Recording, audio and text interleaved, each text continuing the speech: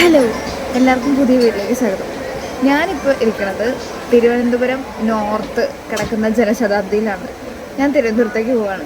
മാധ്യമപ്രവർത്തനത്തിൻ്റെ ഭാഗമായിട്ട് ഞങ്ങൾക്ക് സ്റ്റേറ്റ് കായികമേള റിപ്പോർട്ട് ചെയ്യണം. അപ്പോൾ ഞാനും സായ ചേച്ചിയും കൂടെ പോവുകയാണ്. അപ്പോൾ യാത്രാ മധ്യമുള്ള ചില സംഭവങ്ങളൊക്കെ ഞാൻ ഷോർട്ട് വീഡിയോ എടുത്തിട്ടുണ്ട്. അത് താഴെ ടാഗ് ചെയ്ത് കൊടുക്കാം. എല്ലാവരും പോയി കാണുക. ഞാൻ എൻ്റെ തിരുവനന്തപുരം യാത്രയും എക്സ്പീരിയൻസും ഒക്കെ ഈ വീഡിയോയുടെ കൂടെ ചേർക്കാം. എല്ലാവരും കണ്ടിട്ട് വരും. ഈ ഒരു യാത്ര ലൈഫിലെ ഏറ്റവും കൂടുതൽ ടേണിംഗ് പോയിന്റാണ്. ഒരിക്കലും നടക്കില്ല വിചാരിച്ച ഒരുപാട് കാര്യങ്ങളാണ് ആ കാര്യങ്ങൾ ഞാൻ ചെയ്തതുമാണ്. എന്തോരം ആൾക്കാരുണ്ടെന്ന് അറിഞ്ഞിട്ടാണ് പ്രാക്ടിക്കലി പോകാൻ പറ്റുക. പക്ഷേ ഞാൻ ട്രൈ ചെയ്യും. അതിൻ്റെ ഒരു വലിയ കഴിവാണ് ഈ സ്റ്റേറ്റ് സ്റ്റേറ്റ്സിലേക്ക് വരിക.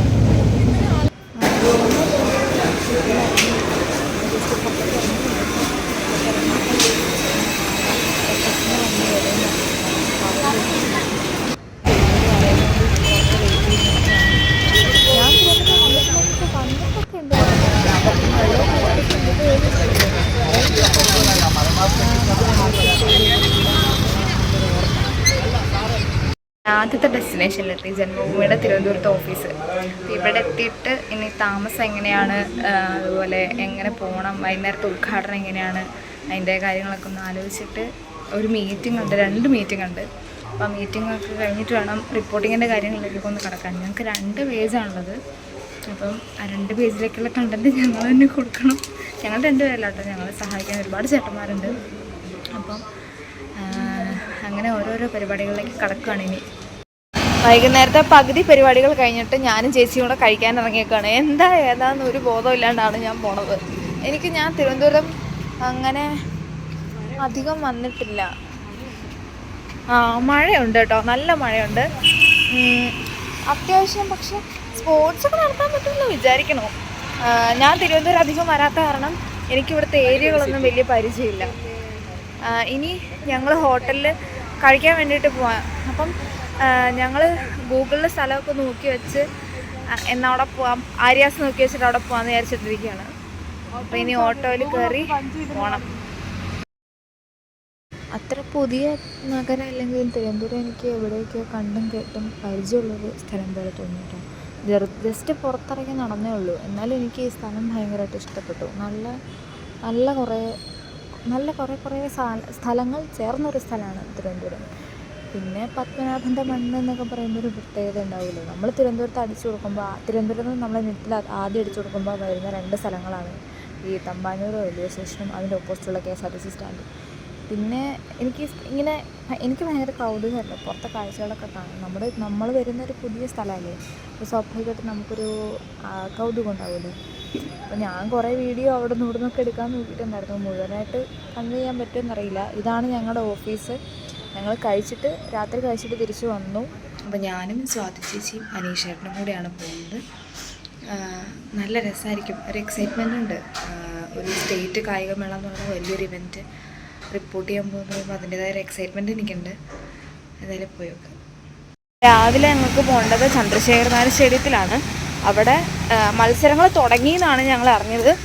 അപ്പം ഒരാൾ മത്സരങ്ങൾ കഴിഞ്ഞതും ഒരാളിപ്പോൾ നടന്നുകൊണ്ടിരിക്കുന്നതും എടുക്കണം എന്നാണ് അനീഷേട്ടൻ പറഞ്ഞിട്ടുള്ളത്. അപ്പോൾ നമുക്ക് പോയി നോക്കാം.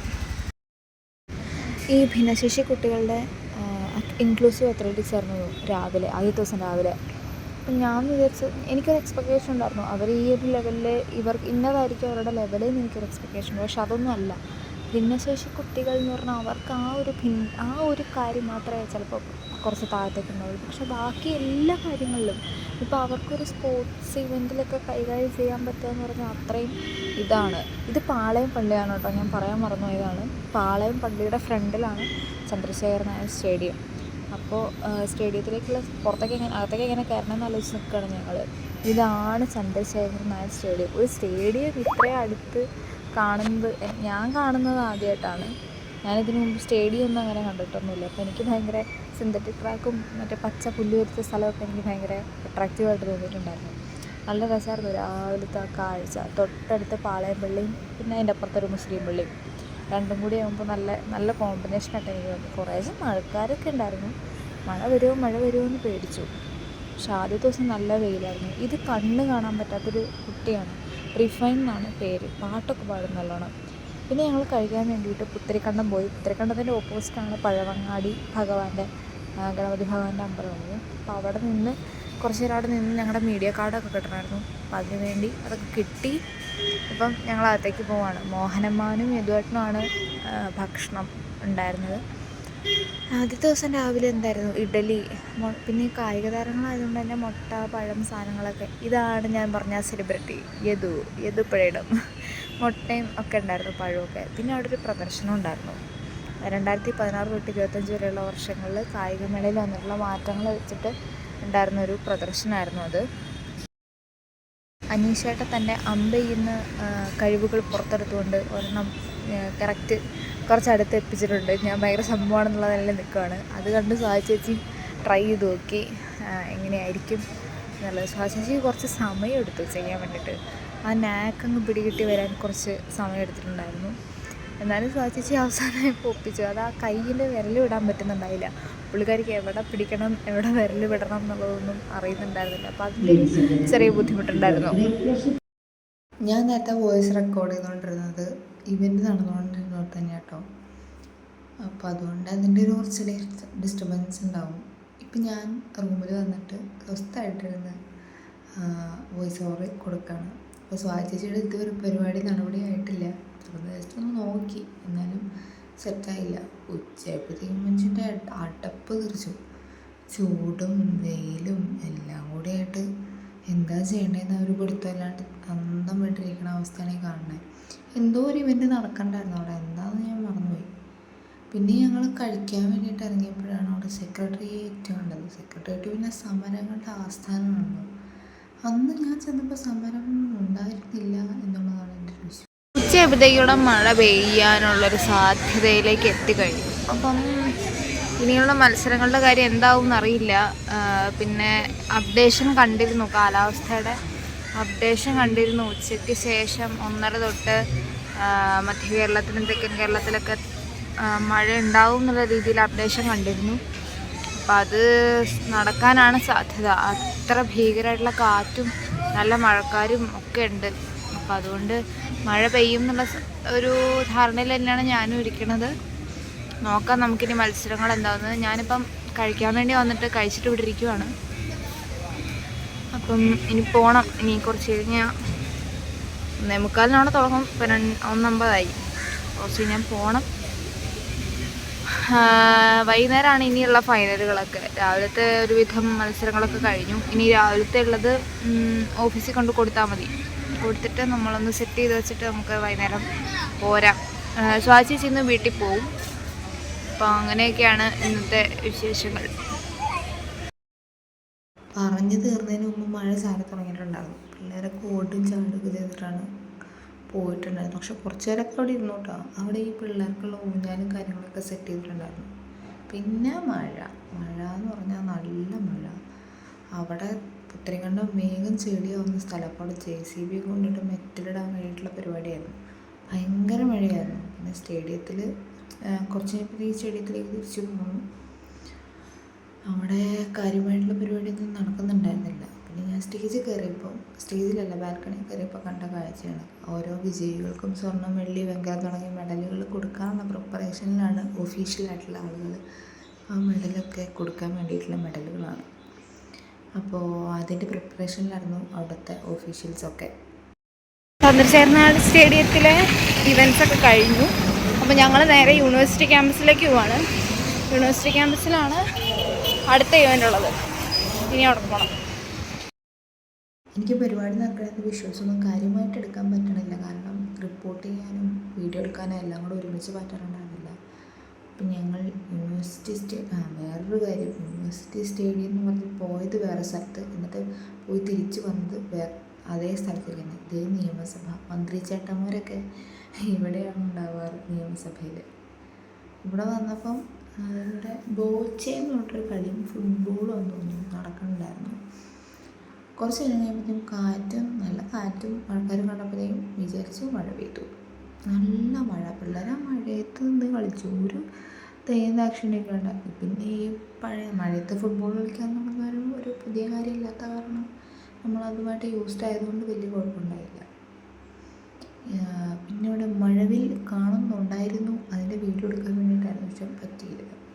പിന്നെ ഞങ്ങൾ തിരിച്ചു പോന്നപ്പം ഈ തിരുവനന്തപുരം ടൗൺ ആയതുകൊണ്ട് തന്നെ പല സ്ഥലത്തും ഭയങ്കര ബ്ലോക്ക് കുറേ നേരം നിൽക്കേണ്ടിയും വരും. പിന്നെ ഇതാണ് യൂണിവേഴ്സിറ്റി സ്റ്റേഡിയത്തിലേക്കുള്ള വഴി. ഇത് വ്യത്യാസം മൂന്നാമത്തെ ദിവസം ഞാൻ എന്ത് ചെയ്യും എന്നറിയാതിരിക്കുന്ന ഒരവസ്ഥയാണ് ഈ കാണുന്നത്. ഞാൻ പൊയ്ക്കൊണ്ടിരിക്കുകയാണ്. പിന്നെ കഴിക്കാൻ വേണ്ടി രാവിലത്തെ ഇവൻറ്റ്സൊക്കെ കഴിഞ്ഞ് കഴിക്കാൻ വേണ്ടി പുത്തരിക്കണ്ടം പോവുകയാണ്. ബസ്സിനാണ് പോയത്. നല്ല ബസ്സാണ്, എനിക്ക് ആ ബസ് ഇഷ്ടമായി. ഇത് 3000 മീറ്ററിൽ ഫസ്റ്റ് നേടിയ പറളി സ്കൂളിലെ കുട്ടിയാണ്. പിന്നെ ഓരോ ഇവൻറ്റ്സും കഴിഞ്ഞ് പിള്ളേർ ട്രാക്കിൽ തന്നെ ചത്ത് വീഴുന്ന അവസ്ഥയാണ് ഈ കാണുന്നത്. സങ്കടം തോന്നും, സഹതാപം തോന്നും നമുക്ക് പിള്ളേരോട്. വീണ്ടും സെക്രട്ടേറിയറ്റ് പത്മനാഭനാണത് കിഴക്കേക്കോട്ട. ഹായ്, അപ്പോൾ ഇത് രണ്ടാമത്തെ ദിവസമാണ്. രണ്ടാമത്തെ ദിവസം അത്ലറ്റിക്സ് ആണ്. ഏറ്റവും ആൾക്കാർ കാണാനും വാർത്തകൾ വായിക്കാനൊക്കെ ആഗ്രഹിക്കണ ചില ഇവൻറ്റുകൾ നടക്കുന്ന ദിവസമാണ് അത്ലറ്റിക്സ് നടക്കുമ്പോൾ. ഇപ്പം 3000 മീറ്റർ രാവിലെ കഴിഞ്ഞു. അതിന് ഒരുപാട് പിള്ളേരുടെ ഒരു കപ്പാസിറ്റി ഒന്നും പറയാണ്ടിരിക്കാൻ പറ്റില്ല. ഇത്രയും സ്റ്റാമിനൊക്കെ അവരെങ്ങനെ ഉണ്ടാക്കണമെന്നാണ് ഞാൻ ആലോചിക്കണേ. നമുക്കൊന്ന് കുറച്ച് നേരം വെയിലത്ത് നിൽക്കുമ്പോഴത്തേക്ക് അയ്യോ പത്തെന്നും പറഞ്ഞ് കിടക്കാൻ തോന്നും. ഈ പിള്ളേരെങ്ങനെ, ഞങ്ങൾ രാവിലെ 7 മണിക്ക് വന്നു, ഞാനും ചേച്ചി. അപ്പോൾ രാവിലെ വരുമ്പോൾ ഞാൻ 7:10 കറക്റ്റ് 7:10 ഇവിടെ എത്തി. 3000 മീറ്റർ ഓടുക പിള്ളേർ മഴയത്ത്. അവിടെ ചുറ്റും റിപ്പോർട്ടേഴ്സ് എല്ലാവരും, Mathrubhumi, Manorama, reporter channel 24, media 1, news 18, ഈ ടീംസൊക്കെ ഇവിടെ ഇങ്ങനെ കുടയം പിടിച്ച് നിൽക്കും. എനിക്ക് പാവം തോന്നി പിള്ളേർ കിടന്ന് ഓടുന്ന കണ്ടിട്ട്. അപ്പോൾ സീനിയർ പെൺകുട്ടികളുടെ 3000 മീറ്റർ ആയിരുന്നു.